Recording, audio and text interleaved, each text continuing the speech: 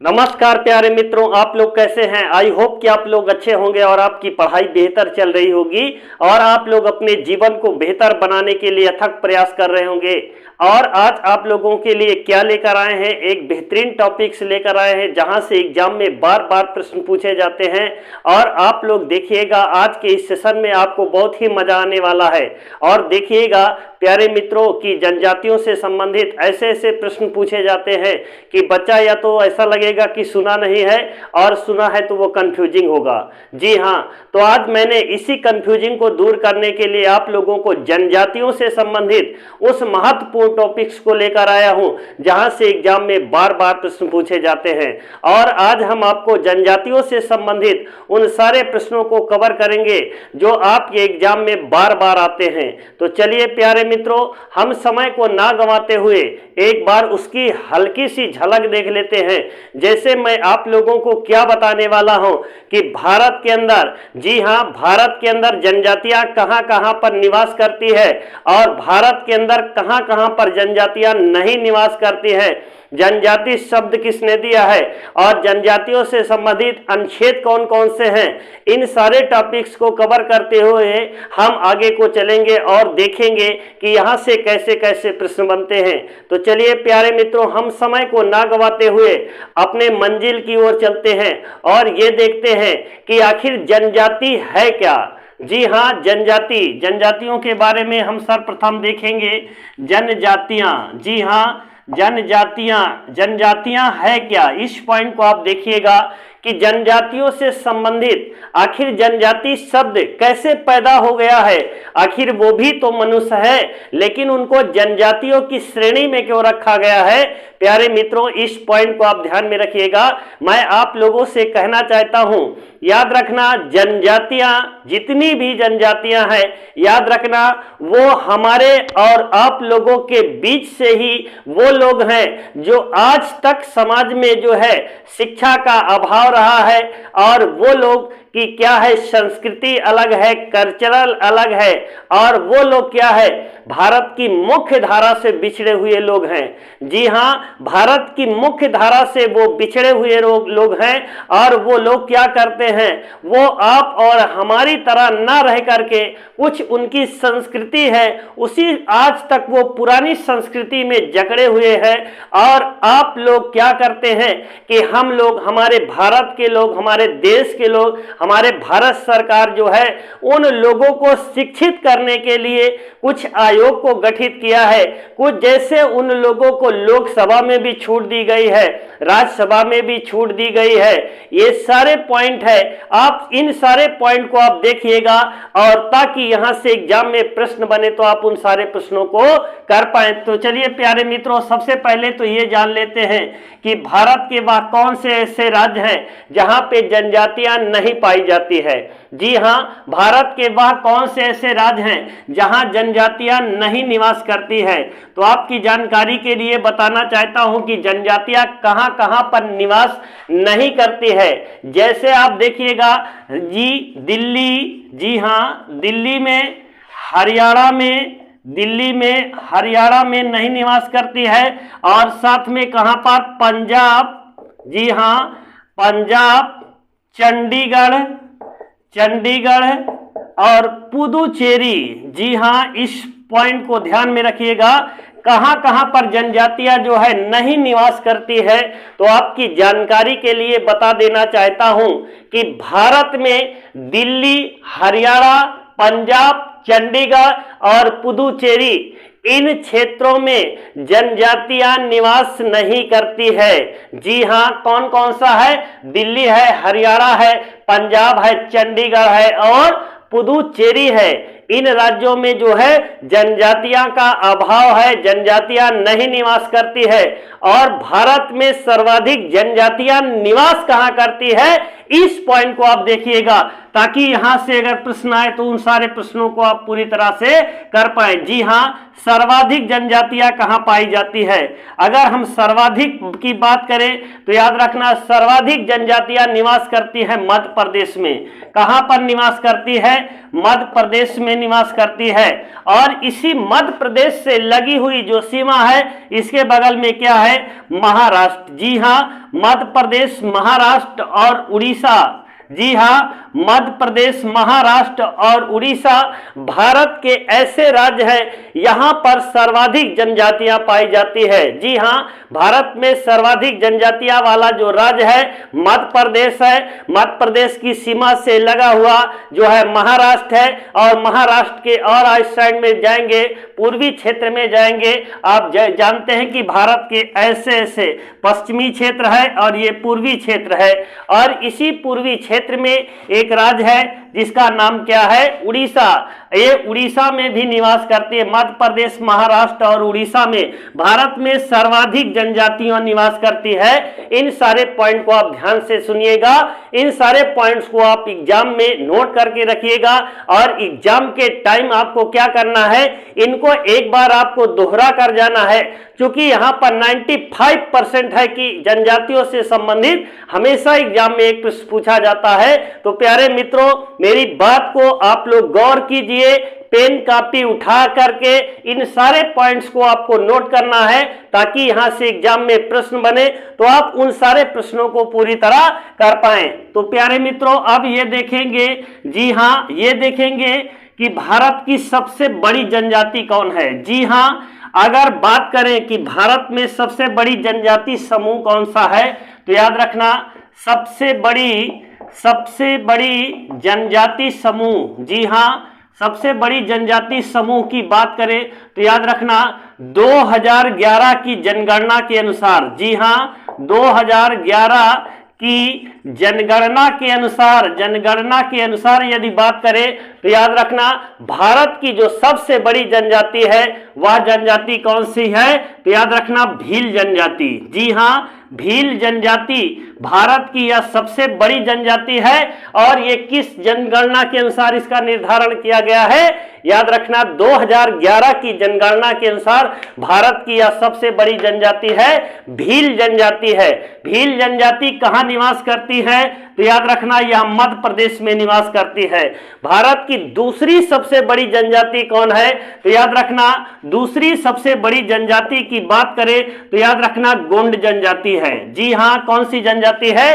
गोंड जनजाति भारत की दूसरी सबसे बड़ी जनजाति है। और 2011 से पहले की बात करें तो याद रखना भारत की जो सबसे बड़ी जनजाति थी गोंड जनजाति थी, लेकिन 2011 के बाद कौन सी जनजाति हो गया? भील जनजाति भारत की सबसे बड़ी जनजाति हो गई है। और आप लोग याद रखना इसी पॉइंट पर आपको आंसर को टिक करना है, ताकि इसलिए कि बच्चे जो बदल जाता है उस डेटा पर कुछ लोग जो है ध्यान नहीं करते हैं और वो कहां पर टिक कर देते हैं? भारत की सबसे बड़ी जनजाति गोंड जनजाति पर टिक करके चले आते हैं। लेकिन वर्तमान में कौन सी सबसे बड़ी जनजाति है प्यारे मित्रों? तो याद रखना भील जनजाति भारत की सबसे बड़ी जनजाति है, और ये जनजाति कहां पर निवास करती है? मध्य प्रदेश में निवास करती है। इन सारे पॉइंट को आप एक एक करके जो है याद रखना, इनको आप दिमाग में एकदम फिट कर लीजिए, ताकि यहां से प्रश्न बने तो आप सारे प्रश्नों को पूरी तरह कर पाएं। और क्या पूछा जाता है? और ये पूछा जाता है कि याद रखना भारत की जनसंख्या के अनुसार, जी हां, भारत की जनसंख्या के अनुसार जनजातियों की संख्या कितने % है? जी हां, वर्तमान में जो भारत की जनसंख्या है, इस जनसंख्या का भारत में जो जनजातियों की संख्या है कितने % है? तो याद रखना 8.6% निवास करती है।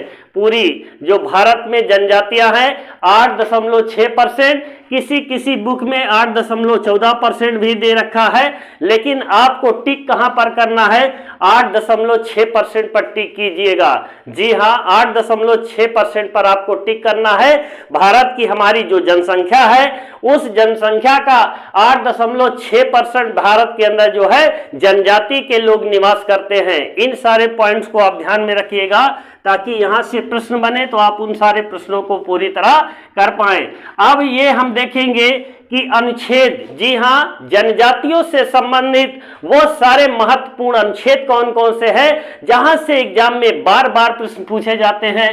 तो आपकी जानकारी के लिए बता देना चाहता हूं 330 अनुच्छेद, 335 अनुच्छेद, 338 का अनुच्छेद, इन सारे पॉइंट को आप ध्यान में रखिएगा ताकि यहां से प्रश्न बने तो आप उन सारे प्रश्नों को पूरा कर पाए। तो चलिए प्यारे मित्रों, इसके बारे में थोड़ा देख लेते हैं कि ये अनुच्छेद, ये सभी जनजातियों से संबंधित अनुच्छेद है। 330, 335, 338 का और 342, ये सभी किससे है याद रखना, ये सभी जनजातियों से संबंधित अनुच्छेद है।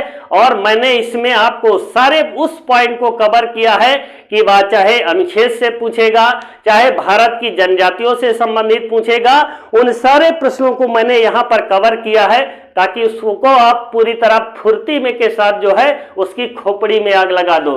तो याद रखना, आप सब जानते हैं कि अनुच्छेद 330 में क्या है, लोकसभा में एससी और एसटी, जी हां, एससी और एसटी को लोकसभा में आरक्षण की व्यवस्था करता है।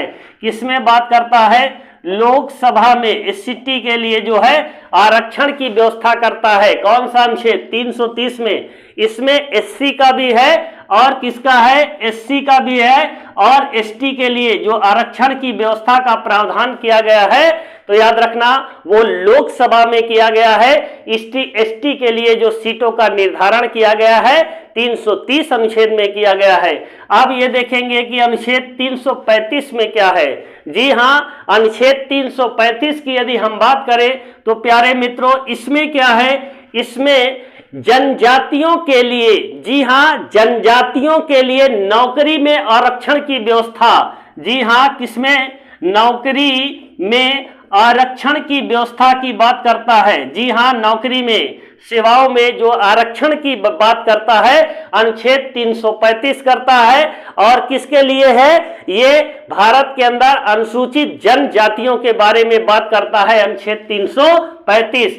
अब ये देखेंगे कि अनुच्छेद 338 क्या प्रावधान करता है अनुसूचित जनजातियों के लिए। तो आपकी जानकारी के लिए बता देना चाहता हूं कि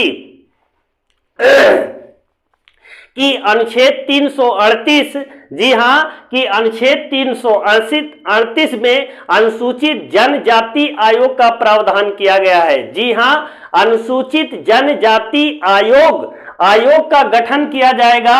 किसमें किया जाएगा, याद रखना, अनुच्छेद 338 का में अनुसूचित जनजाति आयोग। और इस आयोग का गठन किस लिए किया जाएगा और किस लिए किया जाता है, तो प्यारे मित्रों आपकी जानकारी के लिए बताना चाहता हूं कि इसमें अनुसूचित जनजाति आयोग का गठन किया जाता है इनके क्षेत्र का विकास करने के लिए, इनके अंदर शिक्षा की भावना उत्पन्न करने के लिए, इनके समाज का विकास करने के लिए एक आयोग का गठन किया जाता है 338 का के तहत, ताकि वह आयोग इस समाज के विकास के लिए कार्य करे, इस समाज को मुख्य धारा से लाकर इसको जोड़े। और याद रखना, इनके जगह पर जहां निवास करते हैं वहां पर शिक्षा व्यवस्था और वो सारी मूलभूत सेवाएं इनको व्यवस्था की जाए ताकि ये लोग क्या करें, मुख्य धारा से आपके जुड़ जाए और समाज का विकास हो। तो इससे 338 अनुच्छेद में ये आयोग कार्य करता है, अनुसूचित जनजातियों के लिए कार्य करता है। अब क्या करेंगे, 342 अनुच्छेद में क्या है, अनुसूचित जनजातियों के बारे में। जी हां, किसके बारे में, अनुसूचित जनजातियों के बारे में प्रावधान किया गया है।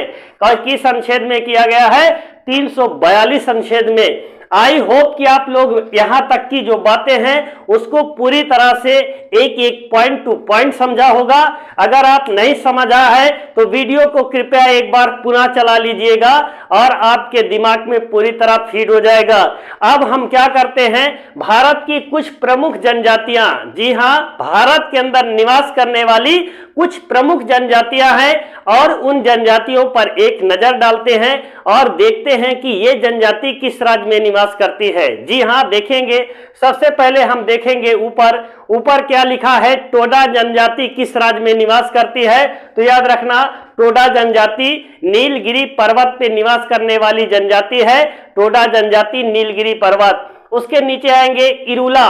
जी हाँ, इरुला जनजाति किस राज्य में पाई जाती है, तो केरल और तमिलनाडु में पाई जाने वाली जो जनजाति है इसको क्या बोलते हैं, इसको बोलते हैं इरुला जनजाति, केरल और तमिलनाडु में पाई जाती है। और इसके बाद आप देखेंगे जारवा और ओंगे जनजाति। जी हाँ, जारवा और ओंगे जनजाति किस राज्य में निवास करती है, तो यह अंडमान और निकोबार में निवास करने वाली जनजाति है। जारवा और ओंगे जनजाति अंडमान निकोबार में निवास करती है। अब अगले पॉइंट पर बात करेंगे मोपला जनजाति। जी हाँ, मोपला विद्रोह भी हुआ है, मोपला जनजाति भी है और मोपलाओं के द्वारा ही वह विद्रोह किया गया है। मोपला विद्रोह कहां पर किया गया है, तो केरल में किया गया है। जी हाँ, मोपला विद्रोह, मोपला जनजाति कहां पाई जाती है, तो याद रखना ये केरल में है। यही लोगों ने विद्रोह किया था, मोपला विद्रोह जो 1921 में किया गया था। इस पॉइंट को आप ध्यान में रखिएगा। नायर और नायक जनजाति कहां पाई जाती है, नायर और नायक जनजाति ये भी केरल में निवास करने वाली जनजाति है, नायर और नायक जनजाति। अब आगे देखिए क्या लिखा है, चेंचू जनजाति। जी हाँ, चेंचू जनजाति किस राज्य में निवास करती है, तो ये जनजाति आंध्र प्रदेश में निवास करती है। जी हाँ, चेंचू जनजाति आंध्र प्रदेश में निवास करने वाली जनजाति है। इसके नीचे आप आइए, यहां पर लिखा है उड़िया और मुड़िया जनजाति। जी हाँ, उड़िया और मुड़िया जनजाति कहां पाई जाती है, ये उड़ीसा में पाई जाने वाली जनजाति है, उड़िया और मुड़िया। इसके नीचे आपको लिखा एक पॉइंट मिलेगा, इस पर लिखा है मीणा। जी हाँ, यहां पर लिखा हुआ क्या है, मीणा। मीणा भारत की सबसे साक्षर जनजाति है। मीणा भारत में कहां पर निवास करती है, तो मीणा भारत में राजस्थान में निवास करने वाली जनजाति है। या जनजातियों में सबसे साक्षर जनजाति है। कौन सी जनजाति, मीणा जनजाति कहां पर निवास करती है, याद रखना राजस्थान में निवास करने वाली सबसे साक्षर जनजाति है। सबसे ज्यादा आईएएस अगर जनजातियों में है तो याद रखिए वो मेड़ा जनजाति के हैं। जी हाँ, इस सारे पॉइंट को आप ध्यान में रखिए। खरवार जनजाति और भुइयां जनजाति कहां पर निवास करती है, यह उत्तर प्रदेश में। खरवार जनजाति और भुइयां जनजाति कहां निवास करती है, उत्तर प्रदेश में निवास करती है। उसके नीचे जैसे आएंगे लेप्चा जनजाति। जी हाँ, लेप्चा जनजाति कहां पर निवास करती है, तो लेप्चा जनजाति सिक्किम में निवास करने वाली जनजाति क्या कहलाती है, लेप्चा जनजाति कहलाती है। उसके नीचे आप देखिएगा यहां लिखा है कोन्याक। जी हाँ, कोन्याक जनजाति कहां की है, तो याद रखना कोन्याक जो जनजाति है ये नागालैंड की जनजाति है और नागालैंड की भाषा भी कोन्याक है। जी हाँ, कोन्याक कहां की भाषा है, नागालैंड की भाषा है और नागालैंड में ये जनजाति है जो याद रखना किस नाम से जानी जाती है, कोन्याक के नाम से जाना जाता है। अब अगले पॉइंट पर आइए, मिहिर, मिकिर और डफला। जी हाँ, मिहिर, मिकिर, डफला जनजाति किस राज्य में निवास करती है, तो ये असम राज्य में निवास करने वाली जनजाति है जिसे मिहिर, मिकिर और डफला के नाम से जाना जाता है। अब अगले पॉइंट पर चलते हैं। देखिए यहां पर लिखा है चकमा। जी हाँ, चकमा कहां की जनजाति है, त्रिपुरा। अगर विश्व में आइएगा तो चकमा बांग्लादेश की। जी हाँ, चकमा जनजाति कहां निवास करती है, बांग्लादेश की ये जनजाति है। लेकिन यदि भारत में बात करें तो भारत में त्रिपुरा में निवास करने वाली जनजाति को क्या कहा जाता है, चकमा जनजाति। अब नीचे आइएगा, जैसे ही नीचे आएंगे क्या लिखा है, बक्करवाल जनजाति। जी हाँ, बक्करवाल जनजाति कहां पर निवास करती है, जम्मू कश्मीर में निवास करने वाली जनजाति को बक्करवाल जनजाति के नाम से जाना जाता है। और जैसे ही आप देखेंगे अगले ननीचे पॉइंट पर यहां पर लिखा है मुंडा जनजाति।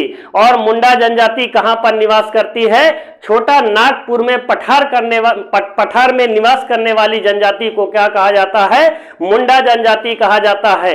अब आइए थोड़ा इधर कुछ पॉइंट बचे हैं, उन सारे पॉइंट पर भी थोड़ा देख लेते हैं।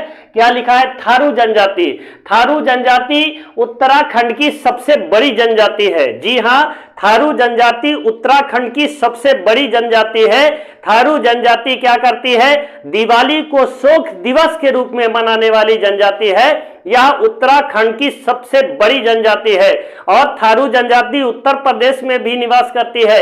आप जानते हैं कि जो उत्तराखंड कटकर बना है वो यूपी से कटकर बना है, इसलिए यूपी में भी वो जनजातियां निवास करती है। लेकिन वर्तमान की बात करें, उत्तराखंड में वो सबसे बड़ी जनजाति का दर्जा उनको मिला है। और कहां पर निवास करती है? उत्तराखंड में निवास करने वाली जनजाति थारू जनजाति। और इसके नीचे क्या लिखा है? बुक्सा और जौनसारी जनजाति। जी हां, बुक्सा और जौनसारी जनजाति यह उत्तराखंड में निवास करती है और अपना जीवन यापन करने के लिए झूमिंग कृषि भी करती है। इन सारे पॉइंट को आप ध्यान में रखिएगा। और इसके नीचे कौन है? चला हो राजा जी। राजा जी जनजाति कहां पाई जाती है? तो आपकी जानकारी के लिए बताना चाहता हूं, यह उत्तराखंड में निवास करने वाली। और इसके नीचे कौन सा पॉइंट है? क्या है? मलाला विलाला भी 2 पॉइंट इसमें नहीं लिखे, और भी बहुत से हैं, लेकिन मलाला विलाला जनजाति महाराष्ट्र की जनजाति है और यह महाराष्ट्र में निवास करने वाली जनजाति है। आई होप कि आज का जो सेशन है आप लोगों को पसंद आया होगा। अगर प्यारे मित्रों आप लोगों को सेशन पसंद आता है तो अधिक से अधिक लोगों के बीच में शेयर कीजिएगा। और जो मेरे प्यारे नए मित्र इससे अभी चैनल को देख रहे हैं, कृपया वो चैनल को लाइक एंड सब्सक्राइब कीजिएगा। हम आपका इंतजार करेंगे। प्यारे मित्रों, आज की क्लास को यहीं पर विराम करते हैं। जय हिंद, जय भारत।